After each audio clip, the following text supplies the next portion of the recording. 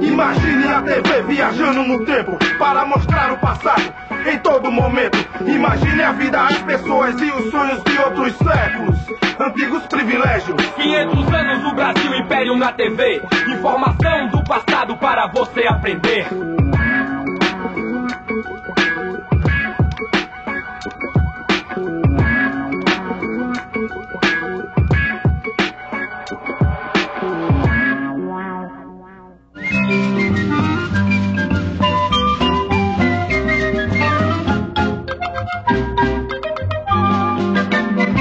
Por mais de 3 séculos, o Brasil tratou gente como simples mercadoria.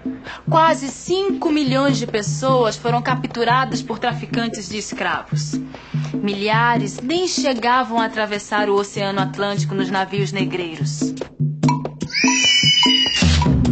Esses pretos não valem o fumo e a aguardente que a gente pagou por eles. Ficam doentes e morrem à toa, principalmente as mulheres. Dos 500 negros que embarcaram, acho que uns 400 chegarão vivos. Ah, mas a venda compensa. Ganharemos 10 vezes mais do que gastamos. Umevare kashitele lenhoqueto. Kukaiuangue, uafá, lokokipuyuá. Da oo mala. Vakipuyuá lovivela viatocota. Kateiangue, lamaim, valemela chalua. Capariovava. Da oo culha. Valo aveia la fila palo. O parlamento inglês acaba de aprovar a Bill Aberdeen. É uma lei que dá direito aos britânicos a apreenderem qualquer navio brasileiro suspeito de tráfico. Com esta lei, os ingleses acham que podem invadir águas brasileiras. Estão afundando nossos navios com carga e tudo. Esses ingleses encheram o bolso com o tráfico. Vendiam escravos para os portugueses, franceses, espanhóis. Não querem deixar nem um pouquinho pra gente. É fogo! É fogo! Um navio inglês! Jogue os negros no mar! Acho que não dá tempo. Apesar da Inglaterra, nunca houve tanta fartura de escravos. Mas o parlamento está recebendo muitas pressões para acabar com o tráfico. Meu tio, se o comércio de escravos findar, acabam-se nossas fazendas. Se for assim, que Deus nos acuda. Foi aprovada no Brasil a Lei Eusébio de Queiroz. A partir de agora, trazer escravos da África é crime. Segundo o autor da lei, o fim do tráfico não acontece por causa dos canhões ingleses, e sim por uma questão de segurança, pois os escravos andam se rebelando. Com a lei diminuiu o número de escravos. Os desembarques clandestinos não supriam a demanda interna. Isso estimulou o tráfico entre as várias regiões do país.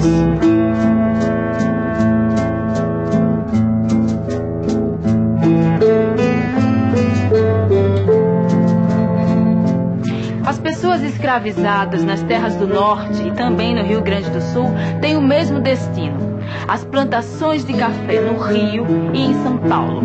É o tráfico interprovincial. É o lucro acima de tudo, até da lei. Esses pretos que chegaram estão aprendendo a trabalhar no meu café? Os que não aprendem, eu dou uma ajudinha. Quer mais feijão, meu Zãozinho? Um tiquinho, minha preta. Lá no norte eu tinha mulher. Tinha um menino grandinho assim. Ô, Isidoro, tu vai achar outros. Quero mais não, Justina. Depois vem os homens e separam nós tudinho. A ameaça da separação era apenas um dos terrores da vida em cativeiro. Pegou todos os que fugiram? Os 5 eu peguei de volta, mas um não aguentou o castigo. É pra castigar, matar não. Escravo tá mais caro do que saca de café. Mas serviu de exemplo, meu patrãozinho. Tem muito escravo fugindo por essas bandas. Isidoro tá no tronco, há 2 dias sem comer. Já falei com os outros. Vamos distrair o feitor e dar comida ao nosso irmão.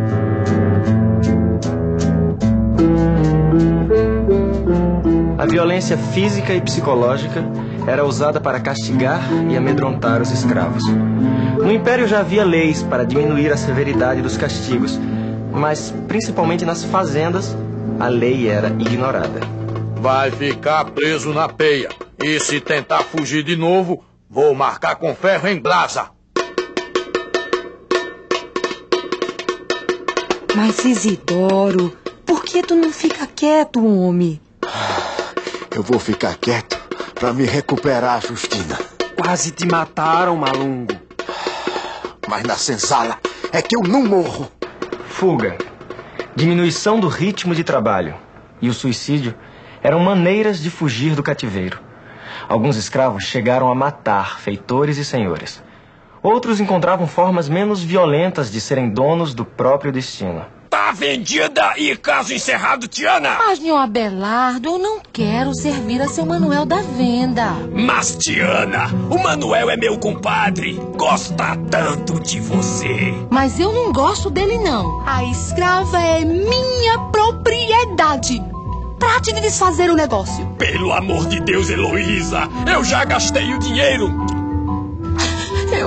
Eu não quero servir a seu Manuel.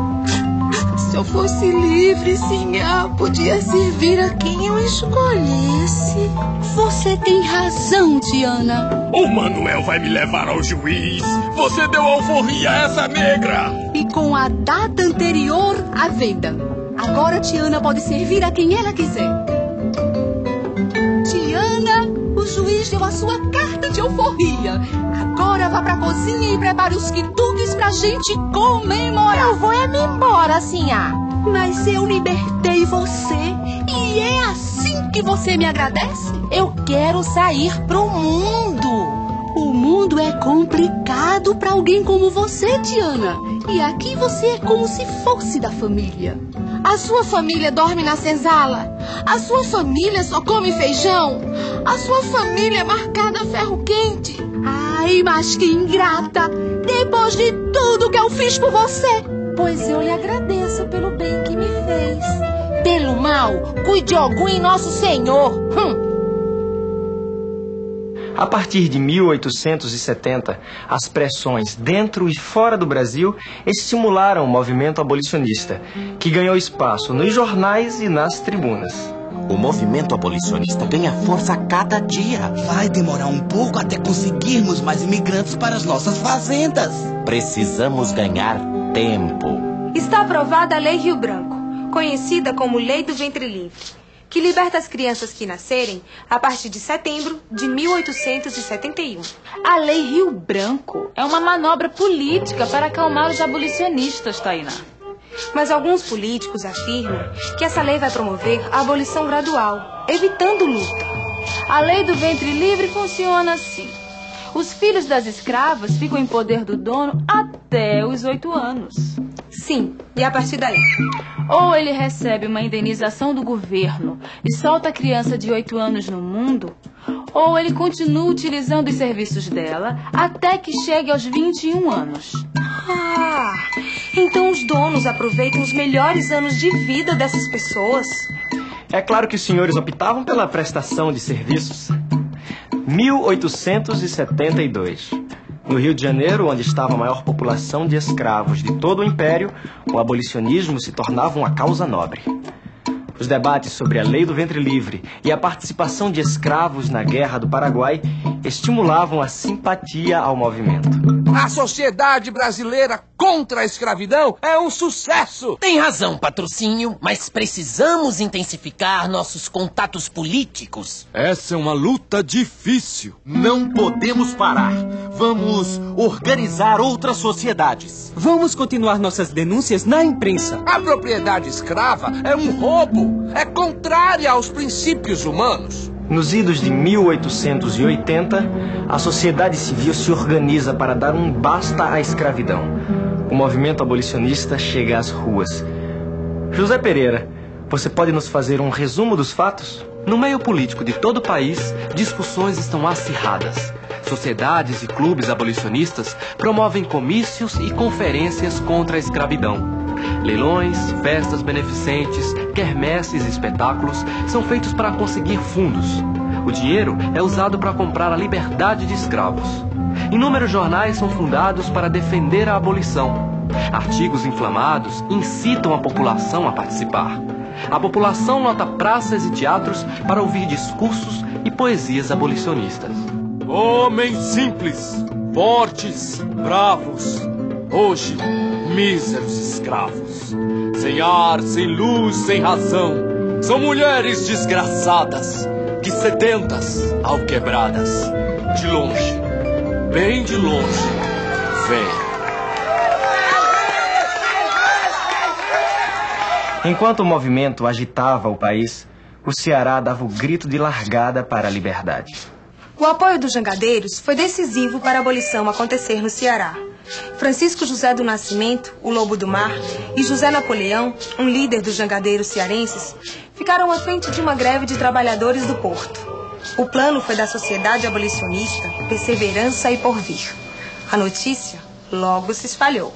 No Ceará não se embarca mais escravos! No Ceará não se embarca mais escravos! Vocês conseguiram! Vocês conseguiram acabar com o comércio de escravos em Fortaleza! Agora é a vez de libertarmos todos os escravos da província! Junto com José do Patrocínio, os abolicionistas do Ceará concentram esforços para libertar todos os escravos do local. Com a participação popular, o movimento é vitorioso. O Ceará foi a primeira província brasileira a extinguir oficialmente a escravidão, em 1884. Foi ótimo vocês terem vindo ao Rio. Foram mais de 10 mil pessoas no desfile dos nossos amigos jangadeiros. Espero que o exemplo do Ceará se espalhe no Brasil. As notícias têm tido grande repercussão em outras províncias. O Amazonas e o Rio Grande do Sul declaram a escravidão extinta. Em Pernambuco, homens e mulheres conseguem dinheiro, se infiltram em engenhos e induzem fugas em massa. Em São Paulo, além de fugas e rebeliões, a luta pela abolição acontece nos tribunais. Viu só, meu amigo Antônio Bento? Mais escravos libertos por causa de uma brecha na lei. Mais uma vitória de Luiz Gama e dos republicanos radicais. Eu nunca imaginei que existia essa lei. Existe, e desde 1831. Na verdade, qualquer escravo que entrasse no Brasil após novembro de 1831 deveria ser libertado. 40 anos depois, com base na mesma lei, advogados como Luiz Gama e Joaquim Macedo Soares chegaram a conseguir a liberdade para 1000 cativos. O enterro do advogado Luiz Gama tornou-se uma grande manifestação abolicionista no centro de São Paulo. Agora, a principal referência do movimento na província é o fazendeiro Antônio Bento. A situação está piorando. Precisamos de uma lei que acalme a desordem abolicionista. Depois de um violento debate na Câmara dos Deputados, foi aprovada a Lei Saraiva-Cotegipe, conhecida como Lei dos Sexagenários. O escravo que completar 60 anos será libertado pelo dono. O Estado vai pagar indenização por cada alforria. Outra lei a serviço do senhor de escravos. Se um cativo conseguir chegar aos 60 anos, ele ainda terá que trabalhar mais 3 anos de graça para o seu ex-dono. Quem analisou artigo por artigo foi o advogado Rui Barbosa. É verdade que essa lei obriga o ex-escravo a trabalhar por mais 5 anos no município onde mora? Correto. Se não trabalhar, o ex-escravo vai preso. Essa lei é uma forma do senhor jogar o escravo velho e doente na rua e ainda ter lucro com isso. Em São Paulo, uma confraria secreta e conspiratória tramava a fuga de escravos. Eram os Caifazes. Aqui a gente escreve este jornal e mantém um alojamento para negros desabrigados. Eu tô louco pra saber como é o trabalho dos Caifazes. Nós somos muitos. A gente arruma emprego nas fazendas para convencer os escravos a fugir. A gente também entra nas senzalas durante a noite e organiza a fuga. A gente viaja a pé, de trem. Muita gente nos ajuda pelo caminho. Se pegam vocês... Quem corre mais perigo é o escravo. Se o negro não tivesse coragem, de nada adiantaria o nosso esforço. A mesma estratégia foi usada pelo abolicionista Silva Jardim no Rio de Janeiro e em Minas. A partir de 1887, a situação piorou para os escravagistas. O que eu temia está acontecendo. Perdemos o controle dos escravos. É culpa desses insufladores. Vamos tomar nossas providências. Tentaram matar Antônio Bento. E agora isso! Destruíram o nosso jornal! Uma bomba não vai deter a Gazeta da Tarde. Muito menos o nosso movimento. O exército não quer mais capturar nossos escravos fugidos. Os militares não querem ser capitães do mato. Oh, calma! Milhares de imigrantes italianos estão a caminho. A situação vai mudar. A abolição não tarda. Na prática, já está acontecendo. Mas só a abolição não basta. E o que é mais urgente? Abolição junto com educação e democracia rural. Para esses homens, a abolição plena só aconteceria como parte de um programa que incluísse escola, reforma agrária e um sistema de oportunidades para os trabalhadores libertos.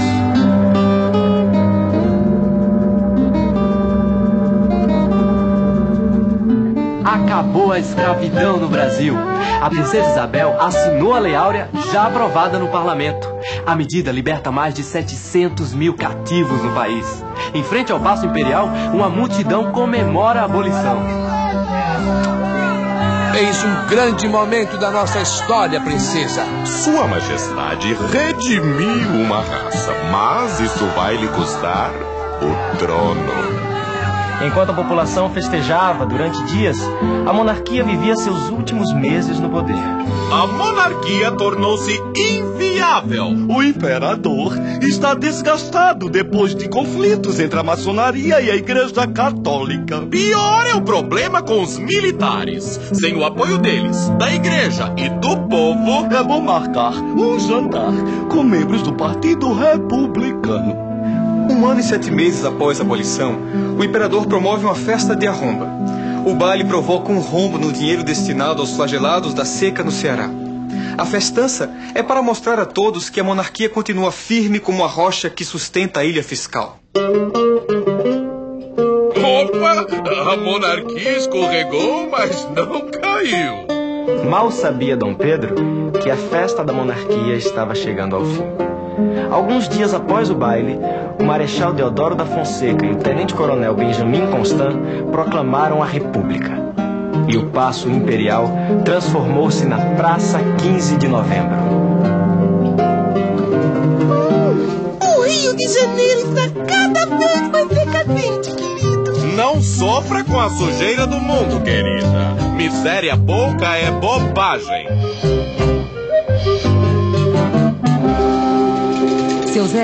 Seu Zé, vim lhe avisar que tem onde o senhor dormir agora. Onde é, comadre? Lá perto de onde eu moro, num lugar que estão chamando de favela.